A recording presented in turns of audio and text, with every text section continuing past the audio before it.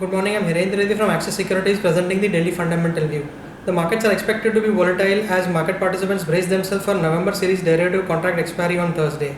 Markets will also have a keen eye on developments in the winter session of Parliament. Government has lined up 19 bills including the key legislations related to GST. Being money bill, if tabled and discussed in Lok Sabha, the GST related bills may get cleared, paving the way for the implementation on April 1, 2017. Coming to the global markets, the US markets ended lower, led by declines in healthcare stocks as investors resorted to profit taking and await clarity on the new administration's policies. The Dow Jones lost 36 points or 0.20% to close at 18,868, while Nasdaq lost 12 points or 0.20% to close at 5322.